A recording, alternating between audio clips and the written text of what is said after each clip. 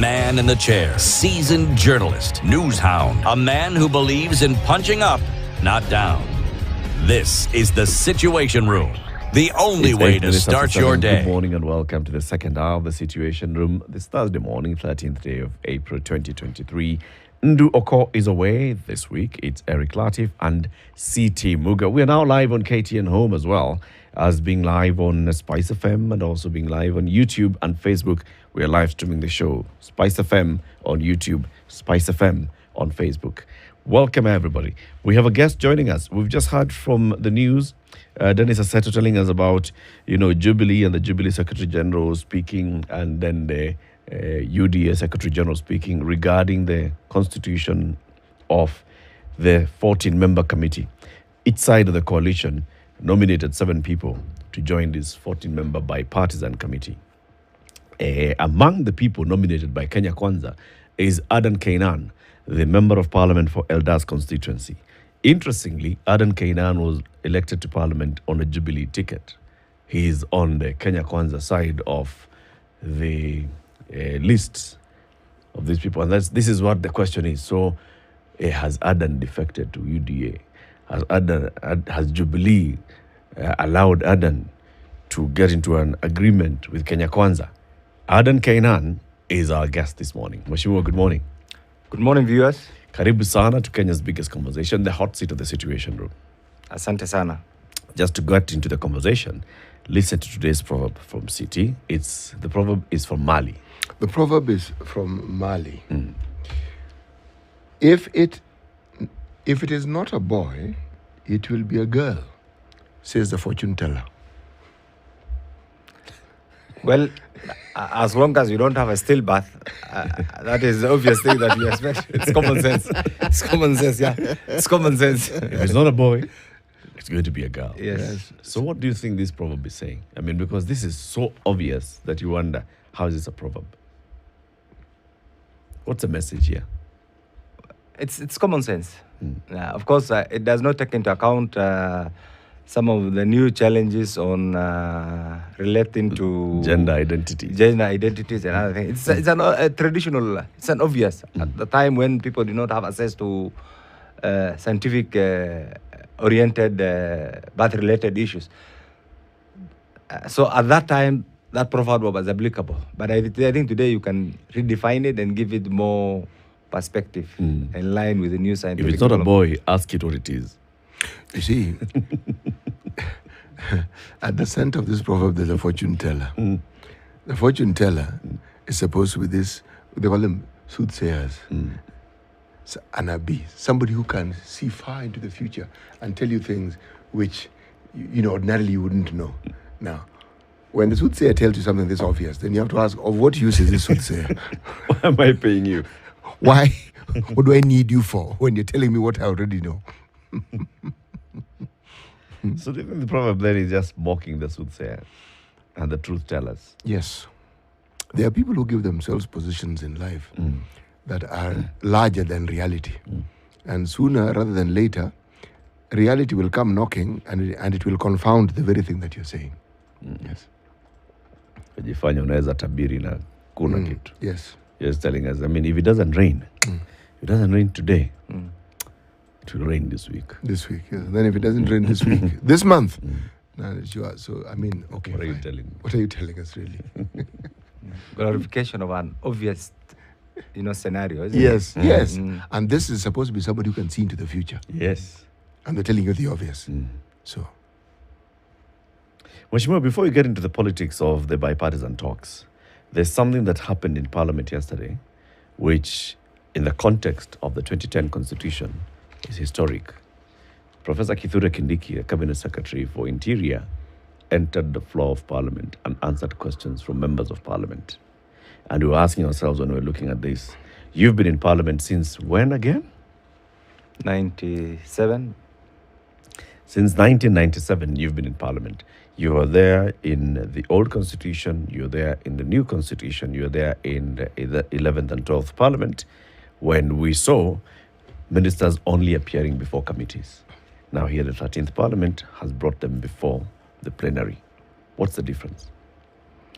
I think one thing that I think Kenyans need to understand, a constitution is a document that is supposed to manage the aspirations and the day-to-day activities of the governed in an organized manner.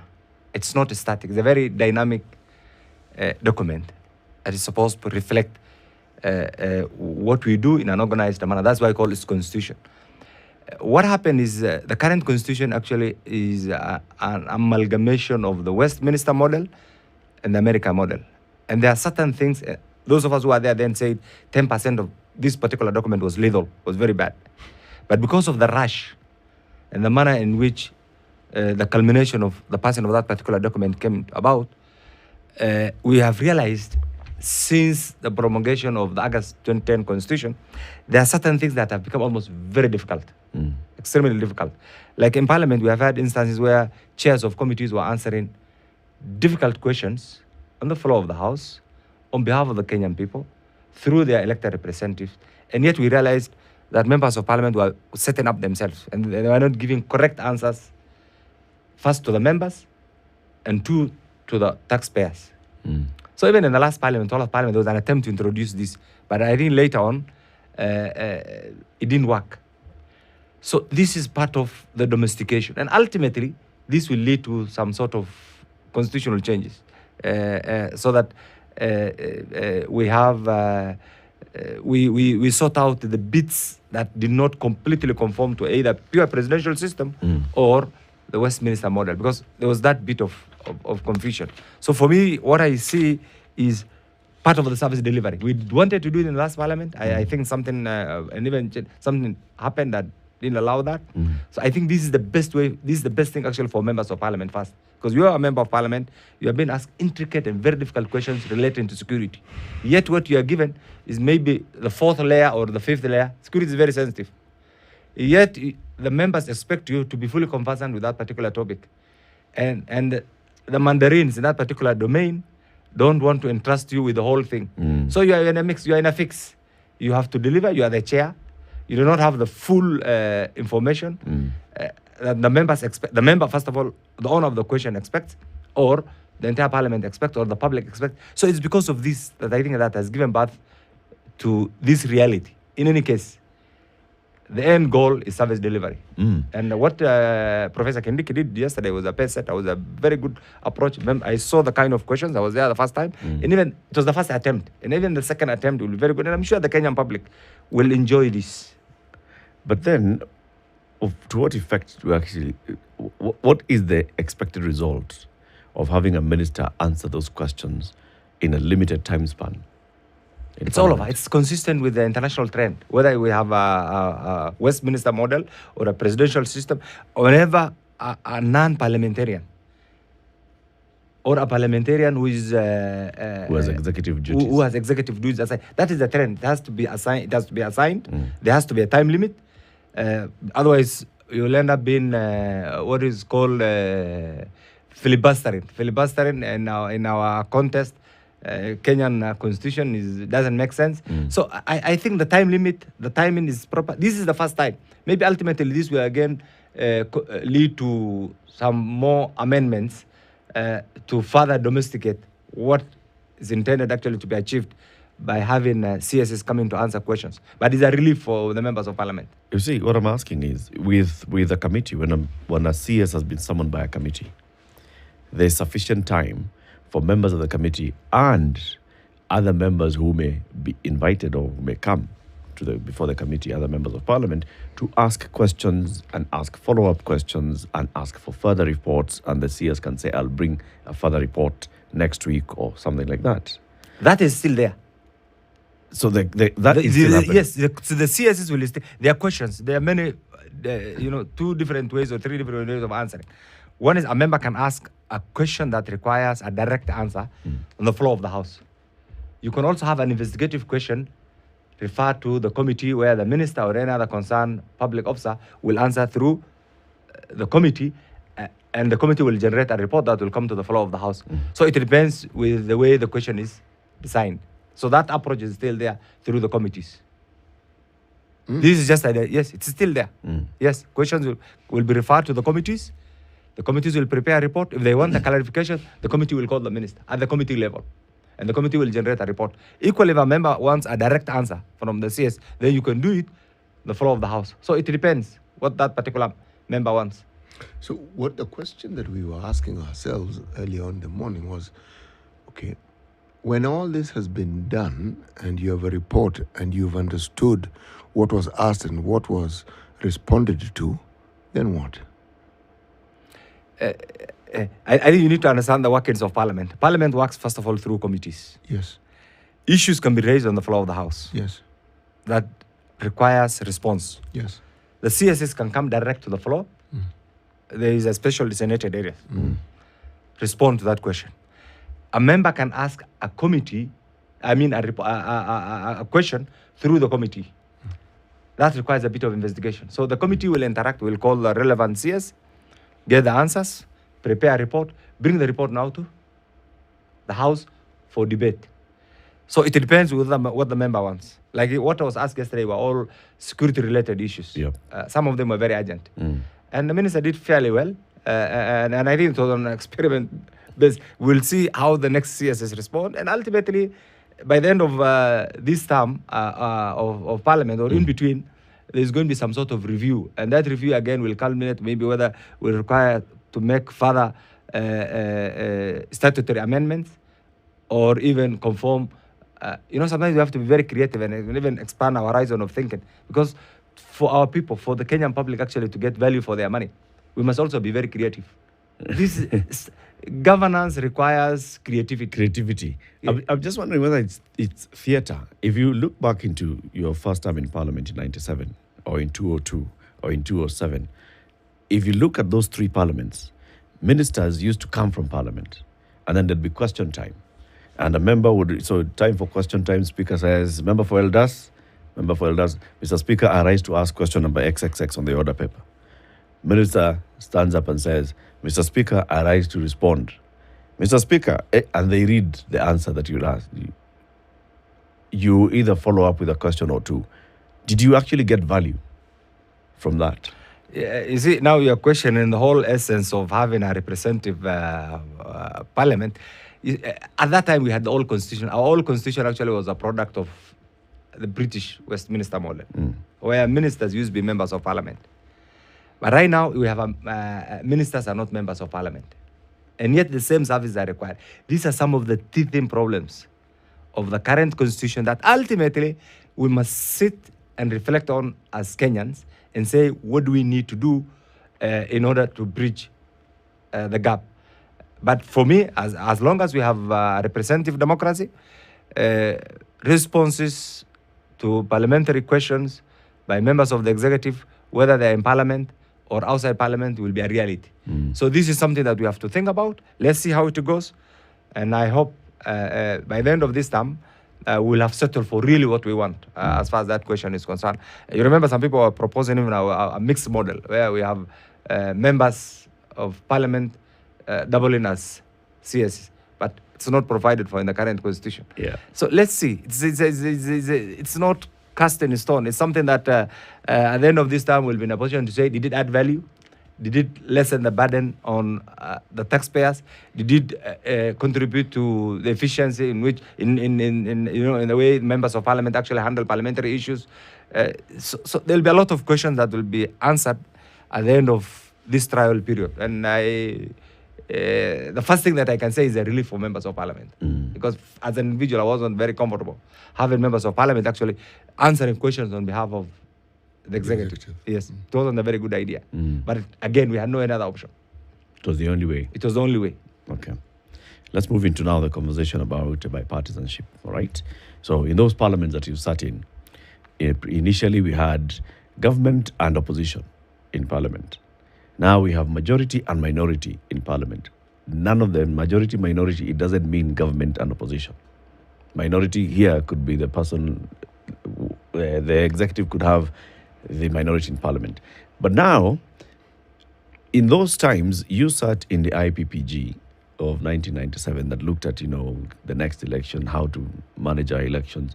You have been through the journey of constitution on the constitution making where, again, members of parliament created a committee that was bipartisan, so to speak, to midwife the birth of a new constitution with a committee of experts, and then the report of the committee of experts that gave us the draft constitution and all. Now we're again having a conversation about bipartisanship. Explain this bipartisan approach in parliament. Thank you so much. First, again, we need to appreciate the dynamics of our politics. Once you understand the dynamics of the Kenyan politics and how it has worked since the formation of the nation state of the Republic of Kenya, then you'll appreciate what is happening. Basically, we have a presidential system right now, meaning the executive is not in parliament.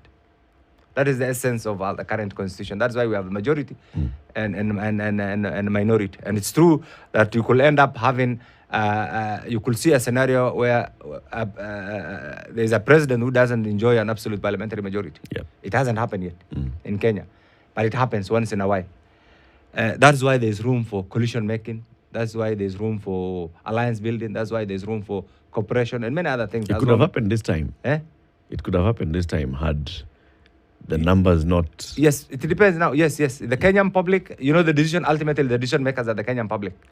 Yep. So it didn't happen this time. It didn't happen 2017. It didn't happen 2013. So, but it's something that could happen. So the bipartisanship is the English meaning of that is a cross-cutting issue that requires some sort of unanimity. Yeah. Without any, party-affiliated issues taking the center stage. So right now, because of where we are, because of the evolving nature of our politics, the leadership, His Excellency President William Ruto, and the leadership of Azimio, at a certain stage, because of what has been happening, made a decision to have a parliamentary-centered, a parliamentary-oriented, and parliamentary-placed process that will lead to, in addressing some of the issues that the Kenyan public actually has been raising. So we are in the initial stage. But the reality is every member of parliament, the 349, the 350, the 400, the 67, enjoys an inherent constitutional right as a member of parliament, either nominated or directly elected, to do all that appertains to representation, oversight, legislation, budget making, parliamentary diplomacy, and even engaging in bipartisan issues that will add value to the taxpayers. And I believe this is the essence of what is being canvassed right now. It's at the initial stage. It's not the first time. So we'll see how it evolves. And you see that's why now parties, whether in coalition or in different formations, make a decision on what to do either collectively or members of parliament sometimes make an individual decision, because at the end of the day, you took an oath to represent your people in parliament. So that is the essence of our democracy. And it happens. Like right now, if you go to America, the Democrats lost a senator. Just because, this, of course, in their context, it's outrightly in the constitution. You could change positions, and this is just say, look, I don't agree with this and this. I'll take a center stage. I will vote with my conscience. Though it's not written in our context, also the same applies, because nobody will vote. Will force you to vote in any particular manner, whether your party wants or not. But there's an agreement to whip, to say, this is good for my coalition, this is good for my group, and this. So you can only be persuaded. Otherwise, ultimately, every member makes an individual decision based on what you think is good for the country, what you think is good for your conscience, what you think is consistent with your conscience as an individual. You are now a member of the 13th Parliament. The 12th Parliament that you remember well, you've been a member of Parliament for the last 6 parliaments. But the one accusation that has been leveled against parliamentarians, you talk about, let me start with the 10th, 11th, 12th. In fact, let me just talk about parliamentarians generally, is that the very thing you mentioned about the individual choices and the individual positions that someone takes as a matter of conscience. It's been argued that that doesn't exist in our parliament, that what one sees is a herd mentality. People sort of like gang up and decide this is the direction they want to take. Would you say that that is a fair accusation? Again, we need again to understand the traditions of generally parliaments, whether in developed countries or developing countries or third world countries. You see, once you are in parliament, there are certain things that constitute you being a member of that particular parliament. You can be in a party, you can be independent, you can be in a coalition, but there's always room, the right for that particular member of parliament to vote independently. That's why you're allowed to absent yourself, you're allowed to oppose, you're allowed to support, but there's respect for the group decision, because that's why you're aligned. But if you realize the group decision is not consistent with the national interest, is not consistent with your conscience interest, is against your conscience, you have every right, inherent constitutional right, to oppose, even if you will be alone. And so it's that scenario that you have mentioned is not something unique to Kenya. Go all over the world. That is the tenet of democracy. You agree, you disagree, and then that's why people now allow lobbyism. You know, you are lobbied, you have groupings, you are persuaded, you are briefed. This is what I want to do. That is why you see once in a while parties have PGs. If the voting was automatic, why will you call for a PG? The PG is to educate you, to persuade you that this is what we intend to do. Can we agree? And this is why it's important for us to take this position. It's important. That's why today, if any of the groupings will want to have certain things done in a particular way, you don't just bring it to the floor of the House. You call your group and say, look, this is what I intend to propose. Can you amend? Can you delete? Can you support this? That is the essence, and that's exactly what we are talking about. It's not just an automatic thing for party owners or party leaders just to dictate and say, members of parliament, I have decided, go and do this. Like what my friend the Kioni was just alluding to. It doesn't work like that.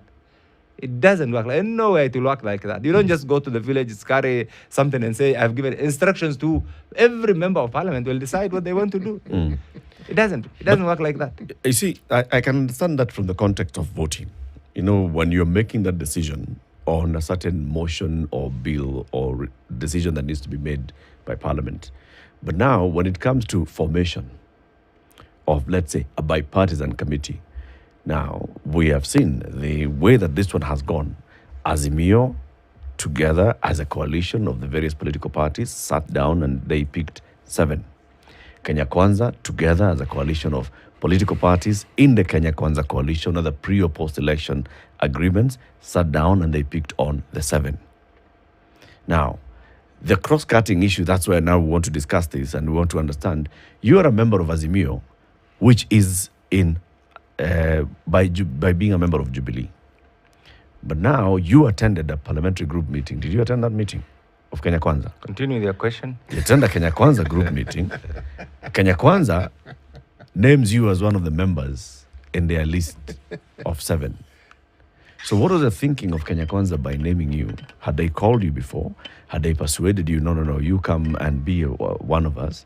Is it because you are affiliating with them? Is it because you are now working with Kenya Kwanza and not working with Jubilee? Or remember, there's this matter of conscience. Or did you look at what was going on and you used your independent thought and decided, no, actually, for this particular matter here, this one, I think I want to negotiate, but I want to be off negotiating if I'm sitting on this side. I think that's a good question. Let me say this first. And I will say this authoritatively, without fear, without favor, on behalf of Jubilee. Jubilee, once upon a time, was the ruling party with an absolute majority in parliament, with an absolute majority in the Council of Governors, with an absolute majority in county assemblies. That is history. I do not want to delve very much on the circumstances that contributed to that. Theoretically, we are in a coalition. Personally, I'm yet to see the coalition agreement. But I can tell you, we as Jubilee, members of parliament, suffered. We lost everything everything that we have had, or everything that we were entitled to. Jubilee is the third largest party in the 13th Parliament. We have UDA, we have ODM, and Jubilee is the third largest party. Everything that we were entitled to, in the name of coalition, we have lost. What's that? I'll tell you what we have lost. The committee membership, the committee chairs, the Parliamentary Service Commission, the minority whip that. I'll let me enumerate this. The Azimio grouping has mistreated the membership of Jubilee in a manner that is totally inhuman, in a manner that's unacceptable, in a manner that does not befit the status of elected members of parliament. And I'll give you this. Under that coalition, there's supposed to be some sort of understanding on what each member of that particular coalition is entitled to. We have ODM, we have WIBA, we have Jubilee. And all parliamentary positions that were the preserve of Jubilee have been taken over by ODM. The first was the Parliamentary Service Commission. We have had 3 slots. We gave our slot to Honorable John Waluke, and you even saw Kioni going to see him in prison. How did we lose? Where did that position go? That position ultimately, ODM, through their tricks mechanism, took that position, and the poor Waluke was duped. We lost. Mm-hmm. Few weeks ago, Fatuma Dulo, who was the minority whip, was duped. Like exactly what happened to Wetangula, Speaker Wetangula, Dr. Wetangula, on 20th March It was 2018. noisy and messy. Yes. Fatuma Dulo was duped. Who took over the position? A member of ODM. I'm aware they're in the process of the whipping the Honorable Sabina Chege. And look at them in the structure. I am the father of parliament, the 13th parliament, the longest serving member of parliament. In our midst, we have a first-timer chairing a committee within the Azimio group. It doesn't happen in parliamentary democracy. And yet you don't have any leadership. You want to tell me that's a relationship that I should support consciously? That I should, a relationship that we should say we belong to this? If anything, and I think somebody somewhere was on a revenge mission. Somebody somewhere was a revenge mission against Jubilee. So me, I want to take this opportunity to thank the leadership of Kenya Kwanza, led by His Excellency, the President, and the Deputy President, and the entire parliamentary leadership, for realizing that Jubilee is a major stakeholder in the 13th Parliament. And the slot, this is consistent. They realized, where is Jubilee? We are talking about bipartisanship. Look at the members who are nominated, the 7th from Azimio. Can you name? Those are members, very respectable members. But look at the 7. Where do they belong to? Do you see any from, just mention their names. Do you see any from Jubilee? Is Jubilee not a parliamentary party? And I've just told you it's the 3rd largest party in the 13th parliament. So what happened? So the leadership of Kenya Kwanza realized there's a problem and donated a slot of theirs. And we thank them very sincerely to say this should go to. So if we have to realize the dream of having a bipartisan approach, they said we will donate this particular slot of theirs. They made to the 3rd largest political party. To a 3rd largest political that has been sidelined by the very group that they belong to. Let's take a break on that note. When we come back, I'll read the names of the Azimio side, I'll read the names of the Kenya Kwanza side, and then we'll continue the conversation. The Honorable Adan Kenan, as he says, is the father of parliament. He's currently one of the longest serving members in the 13th Parliament, having joined in 2007. He's a member of parliament. 97, sorry, yes. He's a member of parliament for Eldas constituency. He is now one of the 7 members who've been nominated by the Kenya Kwanza coalition to join the 14-member bipartisan dialogue committee. We want to understand why.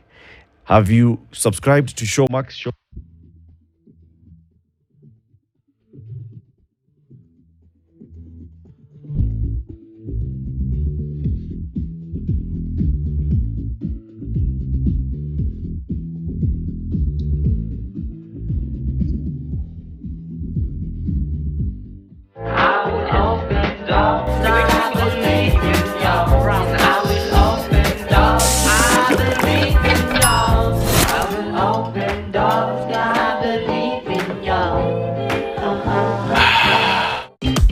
Classifieds is an all-in-one platform.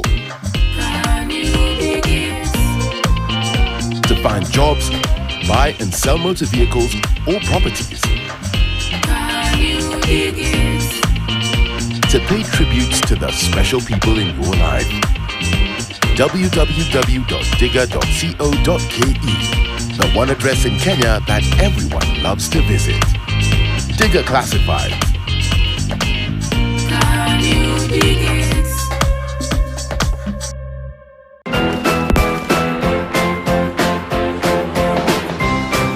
We give you the best of talents. Shiny pipe. Prepare you for the future. What do you want to be when you grow up? Get your hands dirty in a fun way. Let's fun with fun. And by the way, do you know how to spell Club Kiboko? With an F and an N at the end, that's a clue. The clue is with an F and an N at the end. You guessed right. Fun!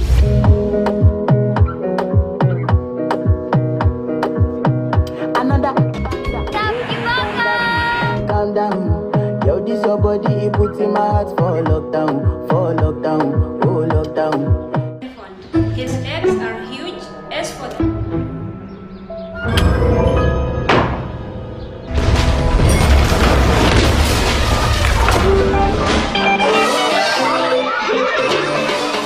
Santon, a fun new world of flavor, fruity freshness in every sip. Hi guys, my name is Muthoni Ngugi, founder and CEO Gates Furnishing Kenya Limited, Gates Group of Companies at large. I love interior design because it makes me so happy. It's about color. The people who should inspire you to join in business must have failed fast.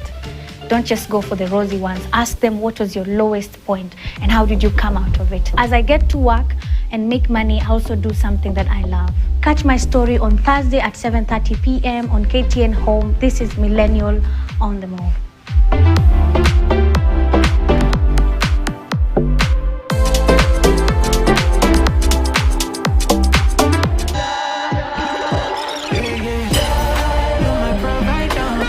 Friday Turn Up will be live from 7:30 p.m. to 9 p.m.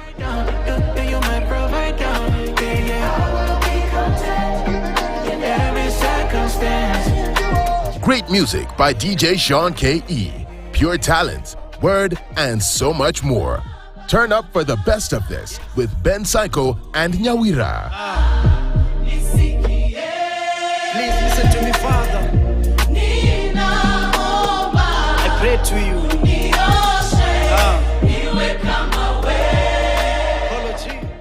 Sometimes getting a pattern, the right pattern, sleep cycle for your child becomes an issue. And sometimes just knowing the right time to ditch the diapers. It was very challenging for me because you get for the first 3 months, you have to be awake because they have no sleeping patterns. Like they sleep during the day, they're awake all the night. I introduced the keywords around potty training, bathroom act. I realized he knew. So which ones? I want you to... Pee, potty, poop. Yeah. When do you introduce routines? Routines should start at around 18 months. So it's very important to now slowly start, moving that cot away from your bed. Just avoiding watching or doing screen time prior to bedtime. It's actually true. You look for cues. You don't rush it.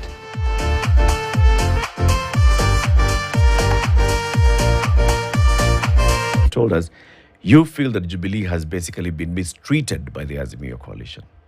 But the Jubilee leadership has not said anything about this. Why? In terms of the national leaders of Jubilee, the Jubilee party leader has not said anything about this. The Jubilee Secretary General, you just heard him on the news, he's not been complaining about this. Let me say this. I am the Jubilee Coalition Parliamentary Group Secretary. So anything appertaining to Parliament, I'm the right person to speak about.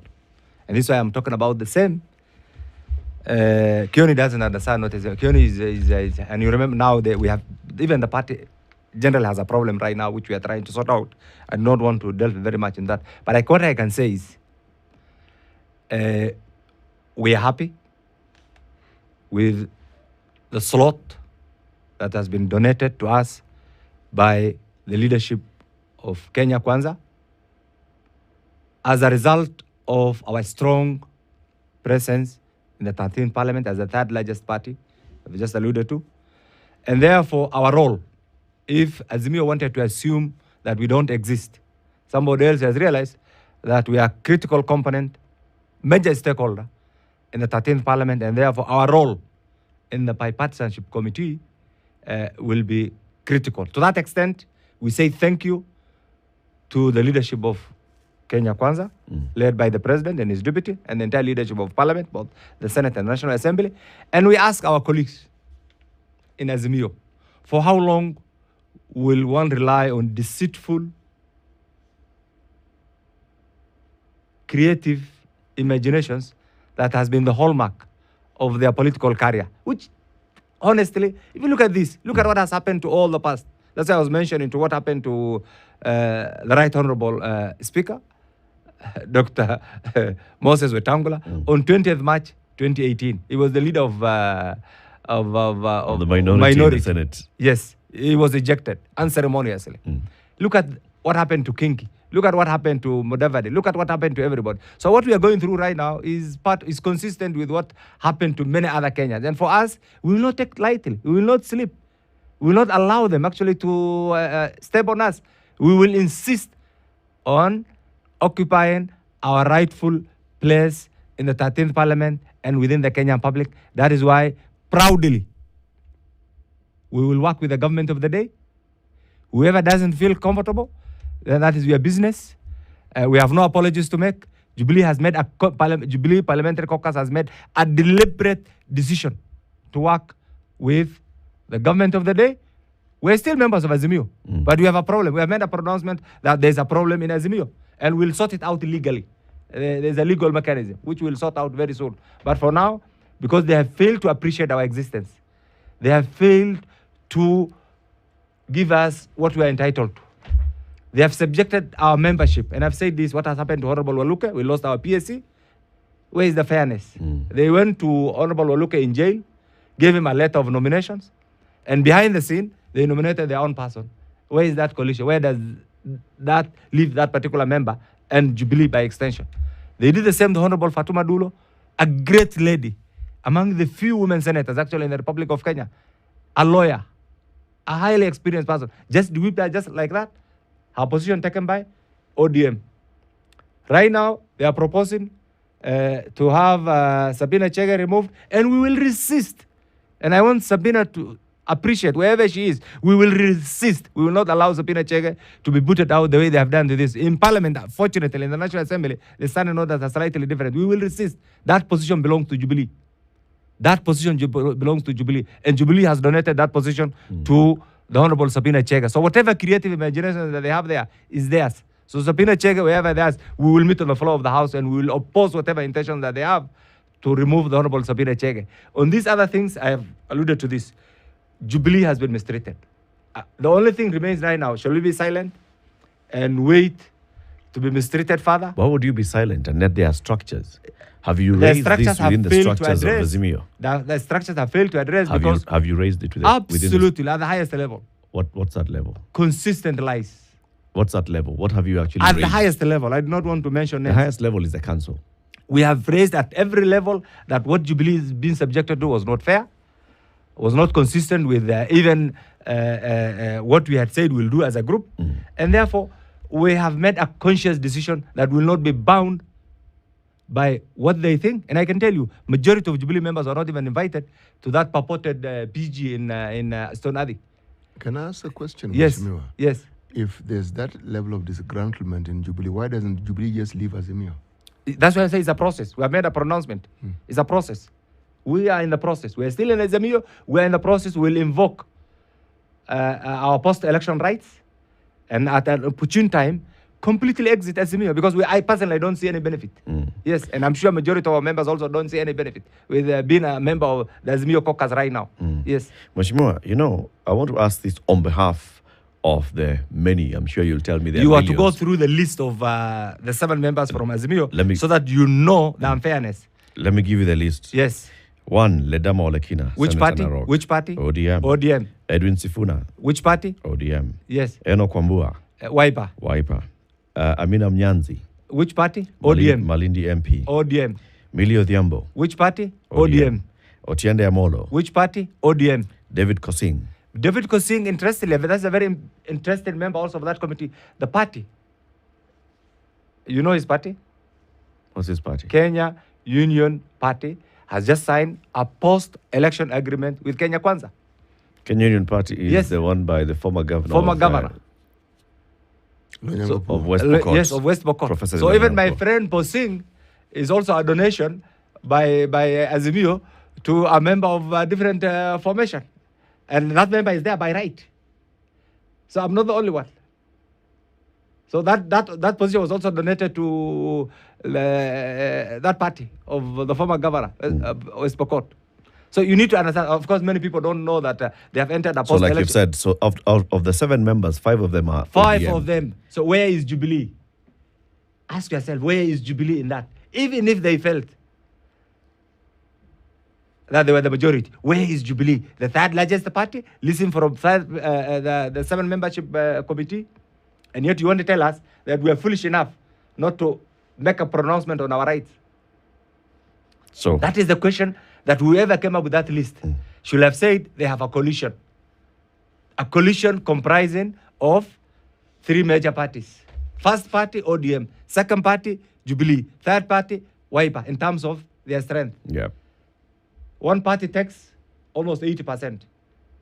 Donates one to Wiper and the other one to a member of KK, Kenya Kwanza. And yet you want me to sit down somewhere as an experienced legislator, somebody who has gone to school, and clap for you? I will not. Mheshimiwa, I want to ask you another question. You were a member of ODM up to 2017. The ODM you speak of now, is it a different ODM from the one you're a member of? I was a member for 5 years, between 2013 and 2017. And this is exactly, I thought they have learned. You know, sometimes you need to learn from your mistakes. It is the same thing. What I'm surprised with is how the Honorable Oluke was treated. A person who was already going through serious challenges. You give him a nomination, you visit him in prison, you make a pronouncement, and on the hand, behind the scene, you give the same slot to your own member. Where is the common sense? Was Oluke a member of ODM? He's a member of Jubilee. That slot was rightfully ours. At that time, he had a challenge. You all know this. We do. And we as a party, we said, these slots will go to Oluke. I was there. I've had my time. We just said, let's give it to Oluke. And they went ahead, presented the nomination in prison. But behind the scene, they had their own candidates. And that is exactly the trademark of certain characters within that establishment, within that group. Now my question. On behalf of the very many members, I said you're going to tell me there are millions of members of the Jubilee Party. Okay? When they watch you as leaders and they can see all these things. And now today, you're telling the membership of Jubilee that we are being mistreated by our coalition partners in Parliament in the way in which slots are being given, in the way in which we're being given priority. How have you addressed this as leaders within the coalition and within the political party? Let's start with, have you raised this within the structures of Jubilee? Yes, that is why we have disagreement. A small group feel, the majority of the Jubilee leadership feel that the way the party members have been treated is not fair. That is why we have raised it and we have certain caucus. But there are few, because of personal interest, because of other considerations, who feel that they do not need to raise this. Because if you are there... What's the highest decision-making organ of Jubilee? NEC. The National Executive Council. Yes. And it comprises? Of, there are different officials, representative of parliament, representative of governors, representative of county assembly caucus. Yeah. Yes. Has this matter been formally Absolutely. That's why the other day we made NEC? that's why we made a pronouncement and even made a certain attempts actually to cause certain changes. It's a court issue. I don't want to delve into that so that I'm not accused of subjudy. Let me leave it there. I'm sure the courts will adjudicate. That's why the majority made a pronouncement, the minority went to court. So let's leave it to the court. So the matter has been dealt with at NEC. Yes. It's subject we made to a courts. pronouncement actually. Okay. And including causing certain changes within the leadership of the party. But somebody went to court. Let's leave it to the court actually to make a determination. Okay. Yes. In the matter of now Azimio as a coalition, if any party felt disgruntled, what are the redress mechanisms? You give notice. And then, like I told you, this particular coalition document, nobody knows even the content. Even me, as a parliamentary group leader. I'm yet to internalize. But again, does the document exist? We don't know whether even it exists. I'm yet to see. Personally, I'm yet to see. But we will follow the law. So how then does the coalition function? How does it go about its affairs? That is why everything has failed. You know it. That's why everything has failed. And take this. Between 2017 and 2022, let me say this. The Jubilee was a movement. Jubilee Party was a movement with absolute majority in parliament, with the support of the majority of Kenyans. That has dwindled. Today we have one governor. At that particular time, we had almost 2/3 of members of parliament. Today we have 34. What has happened? Meaning the majority of Kenyans who supported Jubilee did not agree with the decision that we made in 2022. It's the reality. They did not agree with the decision that we made to take certain political route.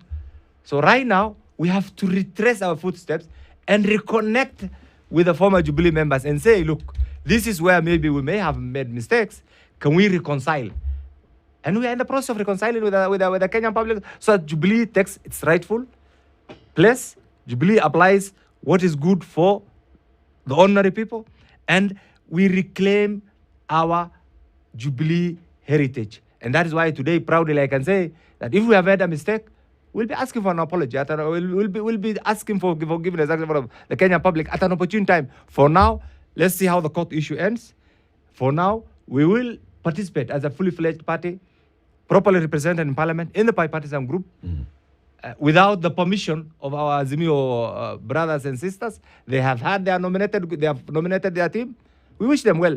We will meet. Ours is to work for the well-being of the people of Kenya. So anything that will bring the Kenyan people together is our job. So I want to tell them, it's not about the membership.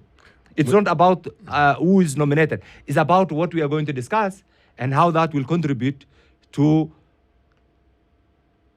the welfare of the citizens. Not only the welfare, but the realization of our national interest. Because there are certain things that we can't disagree on. The national interest is everybody's interest. The national interest is the very existence, actually, of the Republic of Kenya. And therefore, when that comes, the issue of parties actually are relegated to the back door. Mheshimiwa, in the time you've been a member of parliament, this matter that we're now discussing, have you witnessed it before? Yes, it has happened all over. At one time, the late Anyona was the one-man party, was the chair. We have literally, in every parliament, we have had some sort of caucus. The most significant was when Anyona was there, the late Anyona was there. We have had the one of Paul Mute and other groups. We have had the one of Kreitu Murunge and James Orengo. This is a parliamentary activity. The only thing right now we are objecting to, and we'll object to it at every level, is the exclusion of Jubilee in the decision-making organs of the 13th parliament. That will not be allowed. That will not be tolerated. And those who think about it, they will have to rethink. We have the right to representation in every parliamentary activity as the third largest party. And this is one thing that we are telling our Azimio brothers. They need to apologize to us. They need to apologize to the members of parliament, the 13th parliament, from the Jubilee family. They need to apologize to the Jubilee fraternity for the mistreatment and the way they have handled us. But for us, we have moved on. We are now working with the government of the day.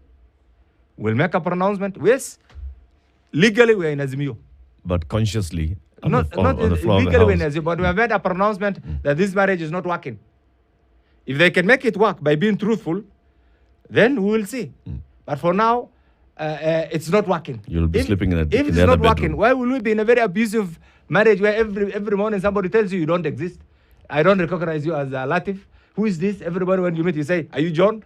That person just doesn't want to appreciate that you are Latif and you exist and you are a human being. That is exactly what we have been subjected to. And just realize, I have given you this 7 members, 5 from one party, the exclusion of Jubilee, and you want me to sit in parliament and profess and say, I clap for you and I will support that particular group? I'll be the most foolish person actually on earth if we were to do that. And I don't think whether there's any member of Jubilee who would be willing to do that. So I see you and the Honorable Sabina Chege and the other members of Jubilee in that parliament leaning more towards the Kenya Kwanza side. Even when it comes to voting, you'd be easier to listen to the whip of Kenya Kwanza than to the whip of Azimio. No, we will listen to common sense. We will listen to our conscience. we listen to the dictates of our electorate, and we will listen to our party interest. If all that is consistent with the policies of Kenya Kwanza, we have no problem. We will stand up and say, this is where we think our decision belongs to. This is where we think we support. And that's exactly what we are doing right now. If our friends, on the other hand, bring something that will add value to the national well-being, we'll be there to support them. You know, what I hear you say, I'm willing to believe of you as Adan Kenan, because the people you represent, for the time you've been in parliament, but I've seen something. People don't get elected 6 times simply because they exist. There must be something positive about them. But speaking of other parliamentarians, would I be wrong if I said that sometimes these arrangements, these coalitions that we have, are not based on truth, but more of convenience? And that at times, the convenience that allows you to get into these associations now either fail to serve the purpose for which they were intended, or they work against you.